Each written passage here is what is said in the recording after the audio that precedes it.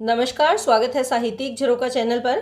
आज हम करेंगे कामायनी का चिंता सर्ग। इस सर्ग की कुछ व्याख्या मैं पहले करवा चुकी हूँ, उनका लिंक मैं वीडियो के डिस्क्रिप्शन बॉक्स में डाल दूंगी, तो आप वहां से कर सकते हैं। आइए आज व्याख्या देखते हैं। क्या कहते हैं कि वह उन्मत्त विलास हुआ क्या, स्वप्न रहा था छलना थी या छलना थी, देव सृष्टि की सुख विभावरी, ताराओं की कलना थी। हमने इसके जो शुरुआती पंक्तियां करी थी उसमें हमने जाना था कि मनु अकेले बैठे हैं, चिंता से घिरे हुए हैं, चिंता का भाव जागृत हो गया है उनके मन में, और यहीं बैठे बैठे उस विनाशकारी प्रलय को देखते हुए वो स्वयं से ही विचार कर रहे हैं। और वो क्या कहते हैं, वह उन्मत्त, उन्मत्त का मतलब क्या होता है, उन्मादक, विलास यानी भोग विलास की भावना से युक्त स्वप्न था या छलना। छलना से तात्पर्य क्या है, धोखा कह सकते हैं, भ्रांति कह सकते हैं। देव सृष्टि की सुख विभावरी, विभावरी का मतलब क्या होता है, सुख से भरी हुई, सुख यानी सुख से भरी हुई, विभावरी यानी रात्रि। ताराओं की कलना थी, कलना का मतलब क्या है, चमक, रचना, या ताराओं की हम यहाँ कह सकते हैं कि आभा कह सकते हैं। तो यहाँ पर वो किसके बारे में विचार कर रहे हैं, देवताओं की भोग विलास से पूर्ण जीवन के बारे में विचार कर रहे हैं कि देवताओं की वह संयमहीन, उन्मादित होकर, उन्मत्त होकर यानी उन्मादक होकर भोग विलास लिप्सा में डूबा हुआ जो उनका जीवन था, प्रश्नात्मक शैली है, प्रश्न कर रहे हैं कि आज विलास हुआ क्या, कि उस विलास भोग विलास पूर्ण जीवन का क्या हुआ, कहाँ खो गया वह, स्वप्न था या छलना थी, कि वो भोग विलास से भरा हुआ जीवन क्या सपना था या वो केवल धोखा था। आज लेकिन जब वो विचार कर रहे हैं तो वो उसे धोखा, दिखावा या छलना ही दिखाई दे रहा है। कवि के कहने का भाव यहाँ पर क्या है कि देवताओं का जो भोग विलास से भरा हुआ जीवन था वो अस्थायी था, एक सपने के रूप में वो इसकी कल्पना करते हैं कि वो सुख समृद्धि केवल स्वप्न था। देव सृष्टि की सुख विभावरी, कि देवताओं की सृष्टि की सुख समृद्धि की वो सुख से भरी हुई जो रात थी, जिसमें अगर देखें ताराओं की कलना थी, चारों ओर असंख्य ताराओं की कलना यानी आभा जगमग कर रही थी, या वो रात्रि सुख से भरी हुई ऐसी थी जैसे रात्रि में असंख्य ताराओं की चमक होती है, यानी जैसे रात के समय में असंख्य तारे चमकते रहते हैं लेकिन जैसे ही प्रातः होती है वो लुप्त हो जाते हैं। उसी प्रकार देवताओं की सुख से भरा हुआ, जो भोग विलास से भरा हुआ या जो समृद्धि पूर्ण जीवन था वो अस्थायी था। यही कारण है कि वो नष्ट हो गया। और इसके बारे में विचार करते हुए मनु को ये लगता है कि आज विश्वास ही नहीं हो रहा कि देवगण इस प्रकार भोग विलास या लिप्सा में डूबे हुए थे, परंतु आज वो भोग विलास का जीवन खत्म हो गया या समाप्त हो गया। तो यहाँ पर मनु के मन में जो चिंता का भाव है, स्मृति का भाव है, विषाद है, वेदना है, उसके अगर हम देखें तो बहुत ही मार्मिक अभिव्यंजना की है। इसके साथ साथ स्वप्न या छलना थी, इन पंक्तियों में अगर देखें तो उन्हें संदेह हो रहा है। संदेह, तो यहाँ पर कौन सा अलंकार आएगा, संदेह अलंकार आएगा। सुख विभावरी में कौन सा अलंकार है, रूपक अलंकार का प्रयोग बड़ा ही स्वाभाविक तरीके से किया है। संपूर्ण पंक्तियों में प्रसाद गुण और करुण रस का परिपाक हुआ है। आगे क्या कहते हैं, चलते थे सुरभित अंचल से जीवन के मधुमेह निश्वास, कोलाहल में मुखरित होता देव जाति का सुख विश्वास। चलते थे कैसे, सुरभित, सुरभित का मतलब क्या होता है, सुगंधित, अंचल यानी वस्त्र, किसके बात कर रहे हैं, देवताओं की। जो देव लोग सुख सुविधाओं से भरा हुआ जीवन जी रहे हैं, कि वो ऐसे चलते थे या ऐसे अपना जीवन जीते थे, अपने वस्त्रों पर सुरभित यानी सुगंध से भरे हुए, अंचल यानी वस्त्र, और शरीर पर अंगराग आदि लगाए रहते थे। जीवन के मधुमेह निश्वास, मधुमेह यानी सुख के परिचायक, सुख से भरे हुए, निश्वास यानी जो उनकी सांस निकल रही थी, क्या निकलता था, सुख का श्वास जो वो ले रहे थे या निकला उनसे जो सुख का श्वास निकलता था, कोलाहल में मुखरित होता, कोलाहल यानी अमोद प्रमोद में मुखरित हो रहा था, यानी उनका हंसी मजाक में वो उनका सुख का भाव दिखाई दे रहा था, ध्वनित हो रहा था, प्रकट हो रहा था। देव जाति का सुख विश्वास, सुख का जो विश्वास है वो किसके माध्यम से प्रकट हो रहा था, उनके कोलाहल के माध्यम से प्रकट हो रहा था। तो यहाँ पर वो क्या बताना चाहते हैं कि उनकी सांसें आनंद से मधुर गंध उनकी आ रही थी। देव जाति सुख समृद्धि में इतनी ज्यादा लीन थी कि उनका दिन और रात सुख के कोलाहल से गूंजता था, सुख मुखरित होता था, या वही कोलाहल प्रकट करता था कि वो कितने सुख से जीवन जी रहे हैं। तात्पर्य कहने का क्या है कि देव जाति न केवल सुखी थी बल्कि वैभव संपन्न भी थी। उसमें सुख का विश्वास सहज ही उनके रहन सहन या उनके जीवन के हाव भाव से पता चल रहा था कि उनके जीवन में कितना सुख था। तो यहाँ पर अगर देखिए सुरभित अंचल या मधुमेह निश्वास की बात करें तो लाक्षणिकता का प्रयोग यहाँ पर किया है, तो प्रयोजनवती लक्षणा है यहाँ पर। इसके साथ साथ यहाँ पर अगर देखें तो देव जाति का सुख विश्वास, देव जाति के भोग विलास की व्यंजना इन पंक्तियों के माध्यम से की गई है। भाषा सुस्पष्ट है, सरल है और करुण रस का परिपाक यहाँ पर हुआ है। सुख केवल सुख का वह संग्रह केंद्रित हुआ इतना, यहाँ थोड़ा टाइपिंग मिस्टेक है। सुख केवल सुख का वह संग्रह केंद्रीभूत हुआ इतना, छाया पथ में नव तुषार का सघन मिलन होता जितना। सुख यानी भोग का सुख, संग्रह का मतलब क्या है? संचय, एकत्रित करना, संचय करना। केंद्रीभूत, केंद्रीभूत यानी एकत्रित, पूंजीभूत या केंद्रीभूत। छायापथ से तात्पर्य यहाँ पर क्या है? छायापथ आकाशगंगा। नव तुषार यानी ओस के कण, ओस की बूंद या ओस के कण। सघन मिलन का भाव क्या है? गहरा मिलन, गहन मिलन यानी मिलकर जब बर्फ बन जाती हैं, ओस के कण आपस में मिलकर क्या बन जाते हैं? उनका जब सघन मिलन होता है तो वो किस में परिवर्तित हो जाते हैं? बर्फ में। तो यहाँ पर मनु क्या स्पष्ट करना चाहते हैं कि देवता लोग निरंतर सुखों का संग्रह करने में लगे हुए थे और यही उनके विश्वास का कारण भी बन गया था। कहते हैं कि देवताओं के जीवन में केवल सुख का वह संग्रह, सुख ही सुख थे, इसीलिए उन्होंने केवल सुखों का ही संग्रह किया। केंद्रीभूत हुआ इतना, उनके जीवों में सुखों का संग्रह इतना ज्यादा संचित हो गया था कि क्या लगता था कि जितना कि छाया पथ में नव तुषार, नव तुषार से तात्पर्य मैंने यहाँ पर बताया ओस के कण। हरे आकाश गंगा में जैसे नए कोर का घने संग्रह हो जाता है, आकाश गंगा में जैसे नए तारों का संग्रह होकर आकाश गंगा और ज्यादा घनी गहरी दिखाई देती है, वैसे ही देवताओं के जीवन में उनके छायापथ यानी सुख पूर्वक जीवन के मार्ग में नव तुषार और ज्यादा सुख एकत्रित हो रहे थे, और ज्यादा तुषार कण यानी ओस के कण, ओस के कण बहुत ही सुखदायक कह सकते हैं। जो हिमकण होते हैं वो सुख देने वाले होते हैं, तो बिल्कुल जैसे ओस के कण एकत्रित हो जाते हैं छाया मार्ग में, तो वहां पर देखें तो सुख, और यहाँ पर इस तरह से भी हम इसको ले सकते हैं कि दुख और सुख की छाया में वो नव तुषार सुख के कण ज्यादा एकत्रित हो रहे थे, यानी सुखों का ही एकत्रित करना उनके जीवन का उद्देश्य था, या सुख का भोग करना ही जीवन का उद्देश्य था। उन्होंने कभी दुखों का सामना नहीं किया, सदा सुखों में ही लीन रहे। सघन मिलन होता जितना, और इसीलिए कभी उनके जीवन में सुखों के संग्रह की तुलना किससे कर रहे हैं? आकाश के कोहरे से कर रहे हैं। और जब उनका मिलन हो जाता है, गहरा मिलन हो जाता है, तो वो किस में परिवर्तित हो जाते हैं? तुषार कण बर्फ में परिवर्तित हो जाते हैं। इसी प्रकार शीतलता के भाव से युक्त उनका जीवन बीत रहा था, दुख उनके जीवन के आसपास भी नहीं थे। तो यहाँ पर अगर देखें तो दृष्टांत अलंकारों का स्वाभाविक प्रयोग हुआ है, इसके साथ साथ माधुर्य गुण और श्रृंगार रस का सुंदर चित्रण यहाँ पर किया गया है। सब कुछ थे स्वायत्त विश्व के, वल वैभव आनंद अपार, उद्वेलित लहरों सा होता उस समृद्धि का सुख संचार। देखिए स्वायत्त का मतलब होता है अपने अधिकार में, किसके अधिकार में? स्वयं अपने अधिकार में। उद्वेलित यानी लहराते हुए, उद्वेलित लहरों के समान या लहराते हुए। समृद्धि अगर हम बात करें तो क्या है? ऐश्वर्य, संचार, आवागमन जिसको कहेंगे।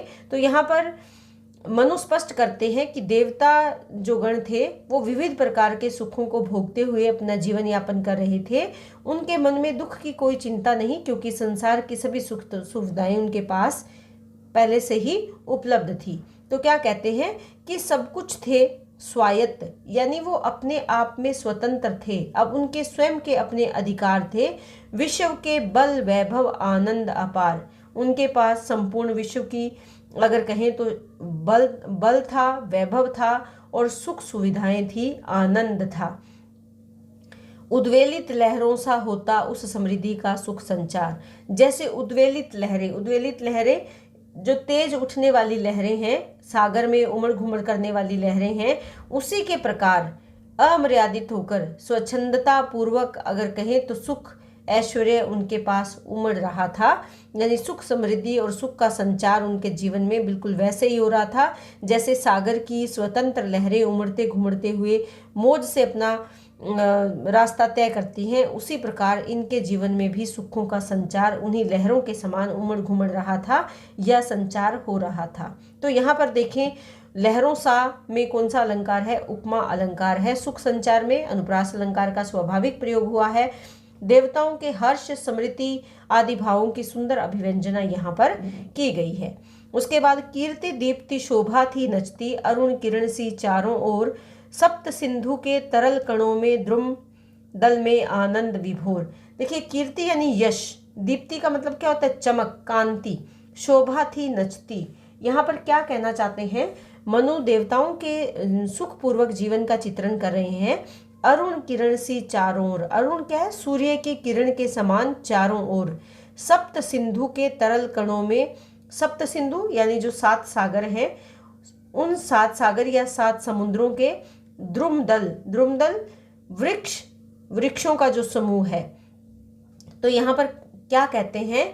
मनु कहना चाहते हैं कि सूर्य की किरणों के समान, जैसे सूर्य की किरणें चारों ओर फैलकर नया प्रकाश, नई रोशनी, उजाला भर देती है, उन्हीं किरणों के समान देवताओं का अगर कहें यश, कांति और शोभा पृथ्वी की सभी दिशाओं में नाच रही थी, फैल रही थी। जैसे सूर्य की किरणें चारों ओर फैल जाती है, वैसे ही देवताओं की यश, कांति और शोभा संपूर्ण पृथ्वी पर चारों ओर फैली हुई थी। सप्त सिंधु, 7 सागर या 7 नदियों का उस समय ज्यादा चित्रण होता था, जिसमें सिंधु नदी है, झेलम है, चिनाब है, रावी, व्यास, सतलुज और सरस्वती का चित्रण इन्होंने किया है कि इन सप्त नदियों के तरल कणों में, इनके चंचल जल कणों तथा संपूर्ण द्रुमदल यानी वृक्षों के समूह जहां होते हैं, वन प्रदेश में चारों ओर क्या था?